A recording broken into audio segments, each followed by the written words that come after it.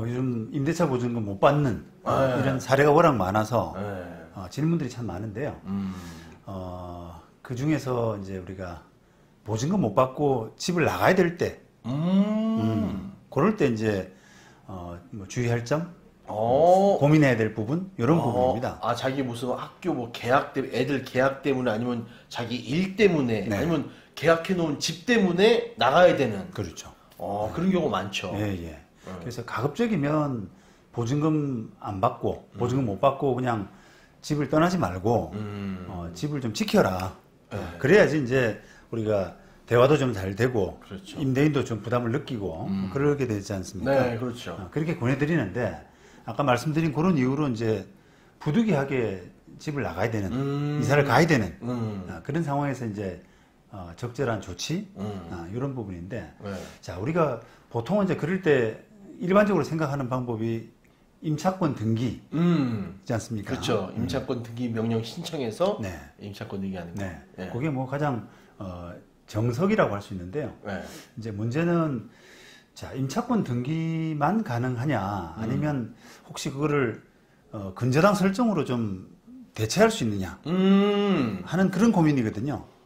그래도 되지 않을까요? 예. 그러는 이제 그 고민들 내지 뭐 논쟁들 이런 부분이 좀 있습니다. 실무상으로. 그래서 어떤 분들은 괜찮다, 어떤 분들은 아니다, 뭐 이렇게 감론을박 하고 있는데.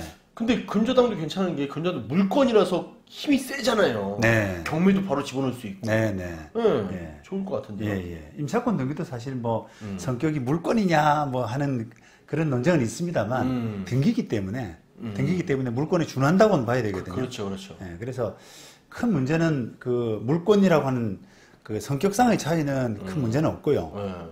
근데 기본적으로는 이제 저는 임차권 등기가 더 좋다. 임차인을 위해서. 똑같은 2억을 못 받고 나가더라도 네. 근저당보다는 임차권 등기가 낫다. 네. 왜냐? 그런 부분인데. 자, 이제 가장 그 이제 기본적인 이유는 우리가 임차권 등기를 했을 때 누릴 수 있는 효과가 근저당권을 설정했을 때보다는 훨씬 더 임차인이 그 유리하다라는 그런 것 때문입니다. 왜냐하면은 우리 임차권 등기를 왜 하겠어요? 보증금 받으려고. 아니 이제 그게 이사를 가야 되면은 점유도 상실하고 그다음에 또 경우에 따라서는 주민등록도 이전하고 네. 이렇게 돼야 되지 않습니까? 그렇죠. 그러면은 대항력이 상실되죠. 그다음에 우선 변제권도 이제 없어지거든요. 그렇죠. 그렇지 않습니까? 네. 그러면 그런 부분을 막기 위해서 그런 부분을 지켜내기 위해서 임차권 등기를 하게 되지 않습니까? 네.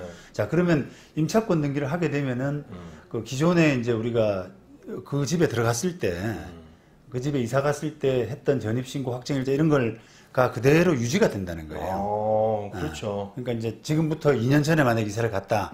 그러면은 그때 얻었던 뭐 대항력, 우선 변제권 이런 부분들이 그대로 남아 있다는 겁니다.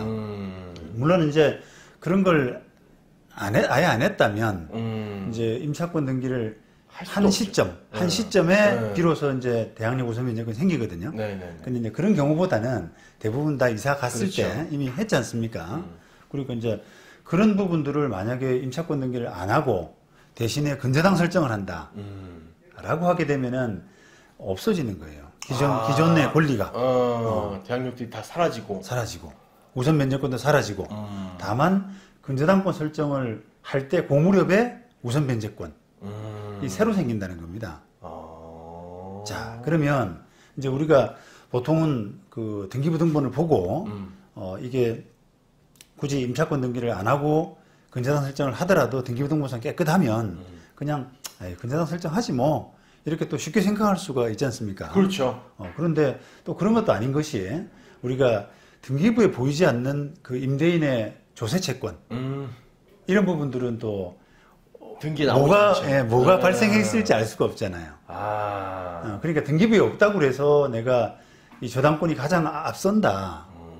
경매 갔을 때 이 저당권 가지고도 충분히 내가 1순위다. 이렇게 이야기하기가 어렵단 말이죠. 그렇죠. 뭐 국세나 지방세는 뭐 거의 1년 전 거 막 이렇게 법정 길이 빠른 게 우선이니까. 그렇습니다. 그 전에 체납했으면 그렇습니다. 무조건 나중엔 선순위니까. 그렇죠, 그렇죠. 예. 그런 부분 때문에 이제 기본적으로는 임차권 등기를 해서 기존에 그 누렸던 기존에 가졌던 대항력 우선 변경권을 그대로 가져가고. 유지해 나가는 것이 기본 원칙이라는 거예요. 그렇군요. 그렇죠. 네. 자, 그리고 또 하나의 이제 차이점은 임차권 등기는 임차인이 혼자서 하는 거예요. 그렇죠. 임대인 허락받거나 뭐 동의받거나 그럴 필요 없이 임차인 혼자서 하기 때문에 그냥 좀 가볍게 해볼 수가 있는 건데 근저당 설정은 주인을 설득해가지고 그렇죠. 쌍방이 해야 돼요. 예, 동의받아서 서류 받아서 이렇게 하는 절차잖아요.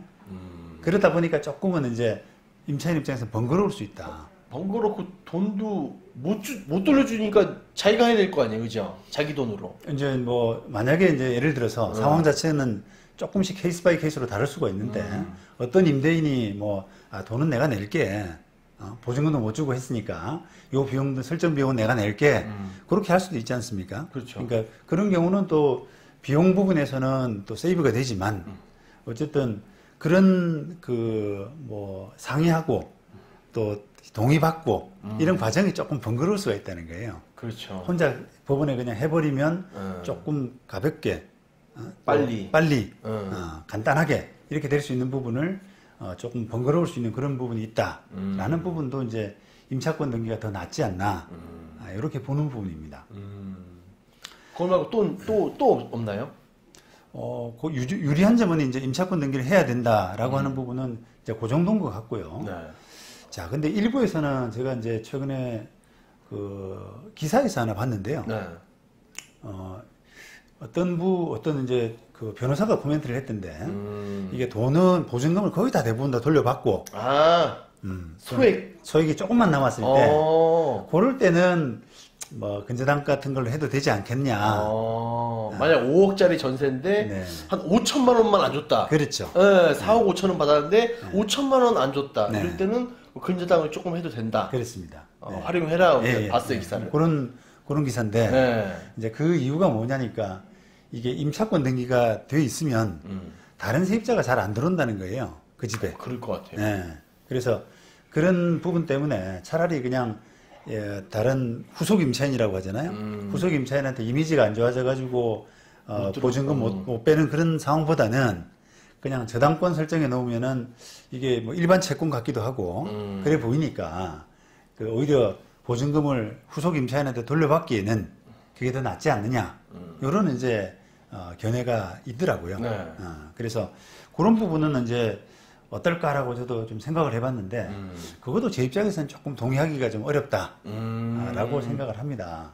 이유는 뭔가요? 왜냐하면은 네. 아까 이제 그 말씀드린 원칙적인 부분인데요. 어쨌든 이게 만약에 5천만 원이라고 하더라도 그 5천만 원에 대한 순서가 뒤로 밀리잖아요. 밀릴 수 있으니까. 그렇습니다. 예. 그렇습니다. 그래서 그 기본적으로 이제 불리하다. 라는 부분이고요. 네. 그 다음에 이게 그 임차권 등기를 설정해 두게 되면은 세입자 구하기가 힘드냐라고 하는 부분도 제 입장에서는 조금 동의하기가 힘든 것이 그 금액이 아주 큰 물건. 뭐 예를 들면 아까 5억짜리가 임차권 등기가 돼 있으면 세입자 구하기 힘들죠, 당연히. 그렇죠. 그런데 이제 그 금액이 4억 5천을 받고 5천만 원만 남아있다라고 하는 그런 상태에서는 세입자 구하기가 과연 힘들까? 그러면 그 등기에도 뭐 5억짜리가 아닌 5천만 원만 남아있다라는 게 표시가 되나요? 그렇습니다. 예. 제가 이제 지금 자료 보여드릴 텐데, 네. 임차권 등기 결정문에도 이제 받아야 될 보증금이 기재가 되고요. 그 다음에 등기부에도 못 받은 보증금, 액수, 이런 부분이 기재가 됩니다. 그래서 5천만 원만 못 받았다면 임차권 등기를 5천만 원만 신청하면 되는 거예요. 그럼 똑같은 부담이니까 뭐 그렇죠. 예, 상관없겠네요. 그러니까 저당권이 5천만 원 돼 있다는 것과 임차권 등기가 5천만 원 돼 있다는 것과 본질적인 차이는 없지 않나. 없죠. 네. 그러니까 후속 임차인이 들어오는 부담감은 비슷하다라고 똑같다. 저는 보는 겁니다. 그러니 그냥 임차권 등기해서 네. 대항력 우선 변제권을 가져가라. 네. 그렇습니다. 네. 자, 그리고 조금 이제 이게 그 다른 측면에서 이거를 이제 권하는 이런 근저당 설정이 좀 낫지 않냐. 후속 임차인 드리는 데는 근저당 설정이 낫지 않냐라고 하는 생각하는 사람들은 이게 그 임차권 등기가 돼 있으면 아, 집주인이 이게 보증금도 돌려줄 능력이 없는 사람인가 봐. 이렇게 생각하고 조금 꺼리잖아요. 그죠? 그 자체로만 가지고. 미친 게 아니라 보증금을 전 임차인한테 안 줬네? 그렇죠. 라는 그 이미지 때문에. 그렇죠. 그럼 세입자가, 아, 이 임대인하고는 이 집에 못 들어가겠다. 이렇게 생각할 수가 있다는 건데, 그거를, 근저당 설정으로 하면서 조금 눈속임을 하자는 거거든요. 그 취지가. 근데 그거는 조금 전 부도덕하다는 생각도 들고요.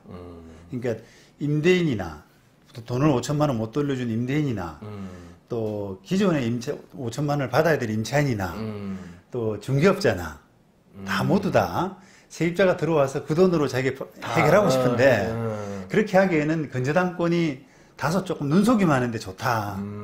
요런 뉘앙스가 좀 있는 것 같더라고요. 그렇죠. 새로운 임차인이 들어왔을 때 만약에 4억에 들어온다 그랬을 때 5천만 원 남았는데 전 그 임차인 5천만 원 빼줘야 된다 그러면 기분이 나쁠 거고, 아니면 그냥 은행에 돈 5천만 원 감다 그러면 예, 제 부증으로 갚고 깨끗하면 해주세요 이렇게 할 테니까. 그죠? 그러니까요. 그래서 그런 약간 눈속임 효과도 좀 있는 것 같아서 그거는 좀 바람직하지 않지 않느냐 그런 생각도 좀 들고, 그래서 여러 가지로 꼼수. 꼼수다 생각이 들고요. 다만 이제 그런 건 있어요. 우리가 아까 물권이라고 말씀하셨잖아요. 저당권을. 그 근저당권을 설정하게 되면은 임차권 등기보다 유리한 점은 바로 경매를 칠 수가 있습니다. 그렇죠. 임차권 등기는 그 자체 가지고 경매는 안 되죠. 따져야죠. 진짠가. 아니요. 임차권 등기는 그 자체가 경매 칠 수 있는 능력, 채무 명의로서의 그런 능력이 없습니다.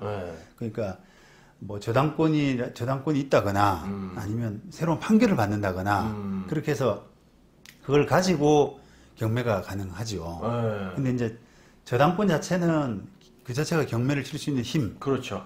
바탕이 되기 때문에 그 경매를 빨리 친다라고 하는 그런 부분, 그런 부분에서는 저당권이 유리할 수가 있어요.